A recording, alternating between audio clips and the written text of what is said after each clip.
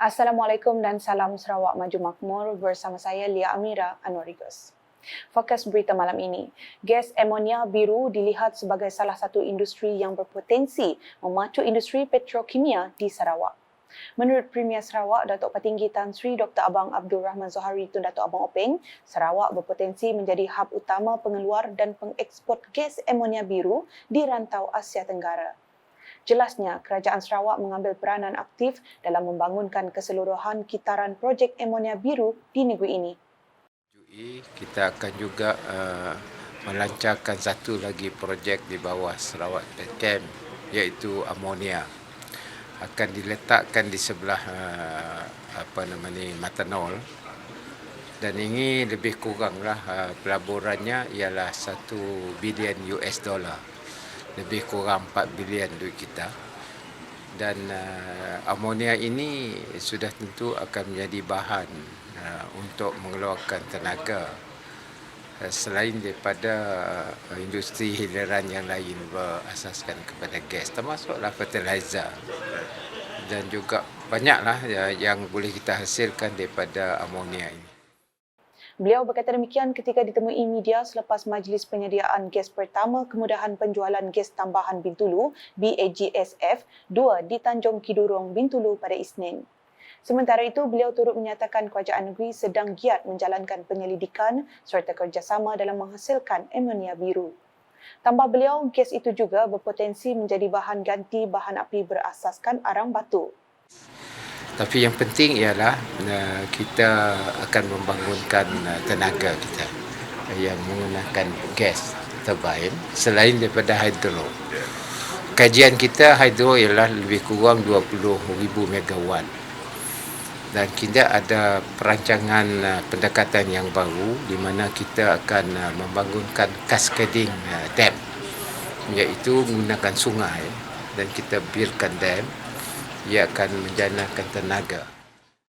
Hadir sama Timbalan Premier Sarawak Datuk Amar Awang Tengah Ali Hassan, Menteri Industri Makanan, Komoditi dan Pembangunan Wilayah Sarawak Datuk Sri Dr. Stephen Rundi Utom, Menteri di Jabatan Premier Sarawak Datuk John C. Kitayai, Timbalan Menteri Tenaga dan Kelestarian Alam Sekitar Dr. Hazlan Abang Hipni serta tetamu kehormat yang lain.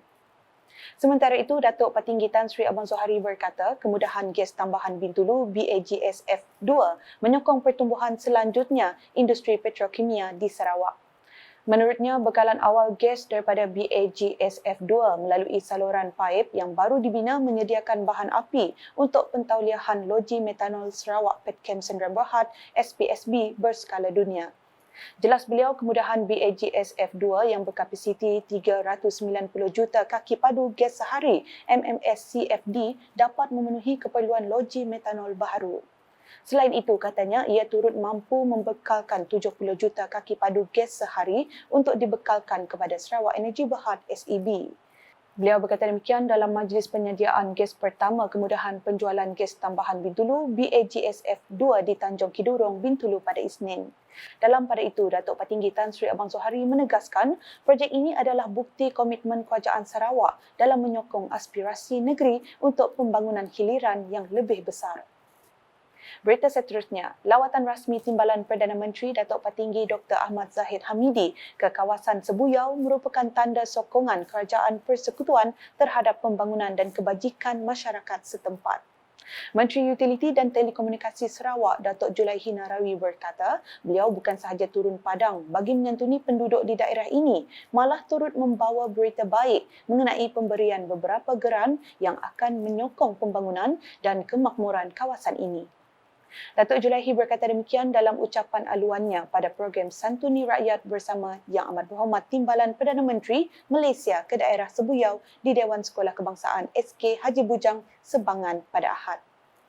Menteri Kemajuan Desa dan Wilayah itu hadir bagi menyampaikan sendiri geran perlengkapan kampung ameniti sosial bernilai RM1,580,000 daripada Lembaga Penyatuan dan Pemulihan Tanah Persekutuan Felcra Berhad, termasuk geran perlengkapan kampung premis perniagaan berjumlah RM120,000 dan geran program pembangunan kelestarian serta kemampanan infrastruktur pelancongan desa berjumlah RM180,000.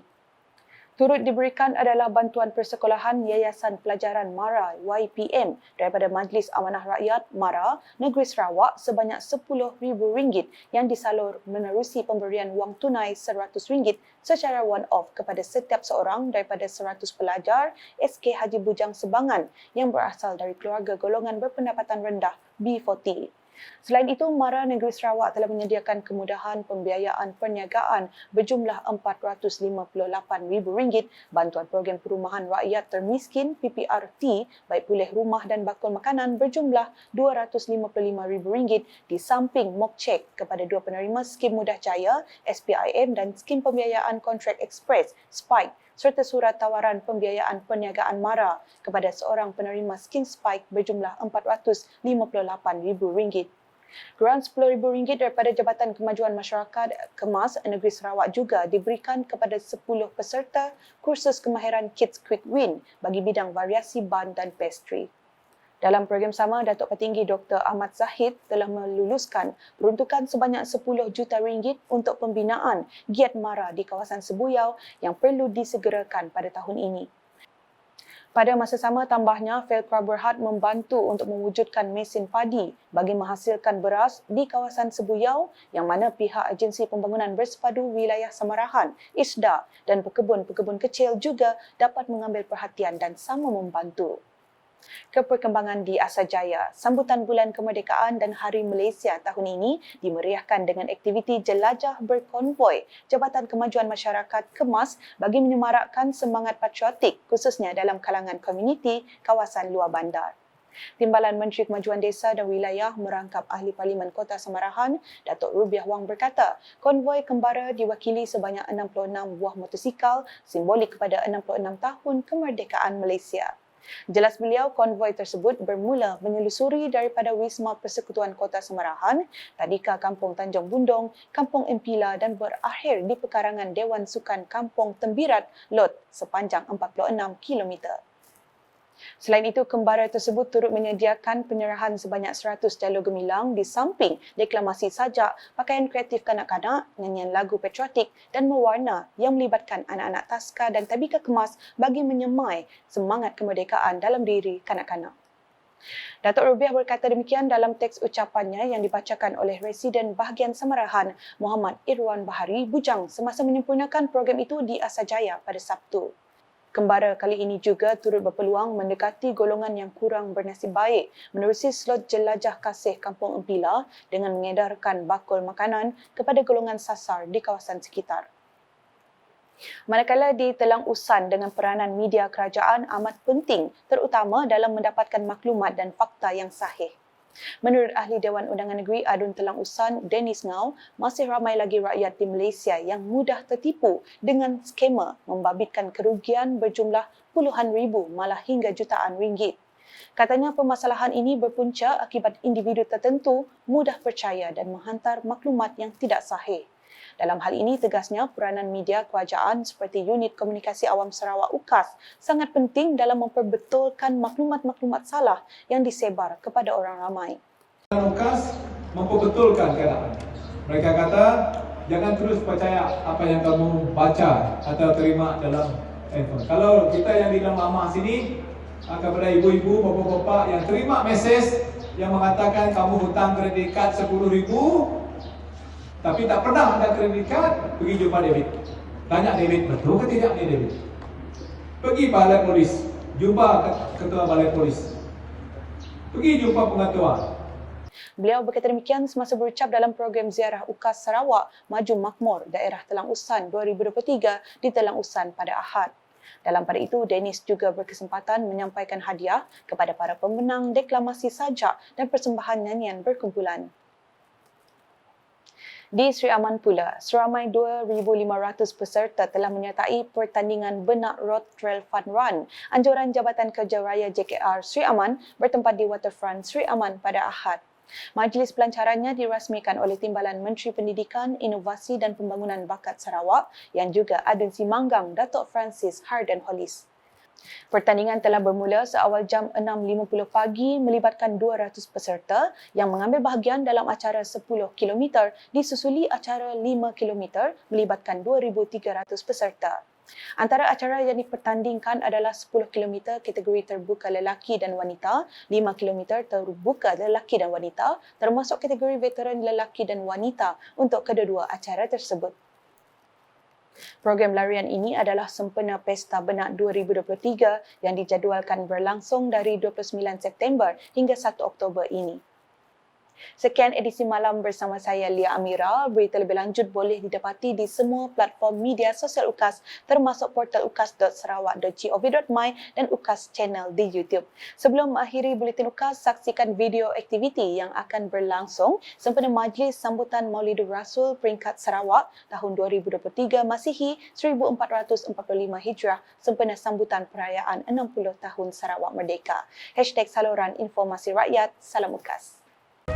Lahirnya baginda membawa rahmat, diraih sekalian ummah tanda syukur setinggi-tinggi nikmat, menjadi syiar yang dizahirkan mengharapkan syafaat. Sambutan Maulidur Rasul peringkat Sarawak 1445 Hijri bersamaan 2023 Masihi disemarakkan dengan majlis kesyukuran yang akan diadakan pada 27 September 2023 bertempat di Masjid Jami' Petrajaya Kuching. Turut diadakan Majlis Perhimpunan dan Perarakan yang akan diadakan pada 28 September 2023 yang dibawakan khas dari Padang Merdeka Kuching. Majlis Perhimpunan dan Perarakan ini diserikan lagi dengan pertandingan sepanduk yang mempertengahkan 10 kategori penyertaan dari seluruh Sarawak.